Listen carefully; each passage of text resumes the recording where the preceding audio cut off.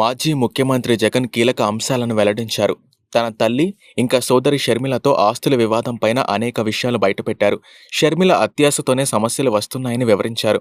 Court కేసుల దృష్ట్యా వాటాలు అమ్మ పేరిట ఉంచితే గిఫ్ట్ డీడీలను అడ్డుపెట్టుకుని షర్మిల కాజేయాలని చూస్తుందని జగన్ ఆరోపించారు. షర్మిలపై ఒక సమయంలో ఉన్న ప్రేమ, ఇంకా ఆప్యాయత ఇప్పుడు లేవని జగన్ చెప్పుకొచ్చారు. సరస్వతి పవర్ వాటాల బదలాయింపు వ్యవహారంలో జగన్ ఎన్సీఎల్టీలో పిటిషన్ దాఖలు చేశారు. ఇందులో పలు కీలక అంశాలు ప్రస్తావించారు. వాటాల విషయంలో తల్లి విజయమ్మను ముందుంచి షర్మిల వెనక వ్యవహారం మొత్తం నడిపిస్తున్నారని చెప్పుకొచ్చారు.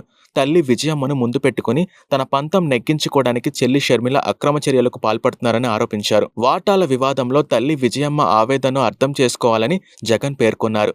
తన తల్లి పైన గౌరవం ఉందన్న జగన్, కానీ ఆమె వెనుక ఉండి చెల్లి చేయిస్తున్న అక్రమాలను అడ్డుపెట్టుకోవడానికే పిటిషన్ దాఖలు చేసినట్లు వెల్లడించారు. షర్మిల తన వ్యక్తిగత ఇంకా రాజకీయ విభేదాలతో తల్లి, ఇతరులను అడ్డుపెట్టుకుని వాటాలు బదలాయించడం వల్ల తమకు నష్టం వాటిల్లిందని జగన్ వివరించారు.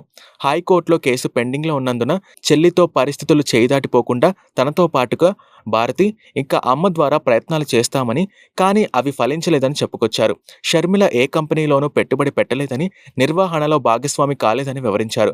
కంపెనీలపై నమోదైన కేసులను ఆమె ఎదుర్కోలేదన్న జగన్, అయినా తల్లిని బలిపశువును చేసి మా వాటాలు లాక్కోవడానికి ప్రయత్నించిందని అఫిడవిట్లో పేర్కొన్నారు. కంపెనీ చట్టంలోని సెక్షన్ 59 కింద రిజిస్టర్లో పేర్లను మార్చినప్పుడు సరైన కారణం ఉంటే జోక్యం చేసుకునే పరిధి ట్రైబ్యునల్కు ఉందని పిటిషన్లో స్పష్టం చేశారు.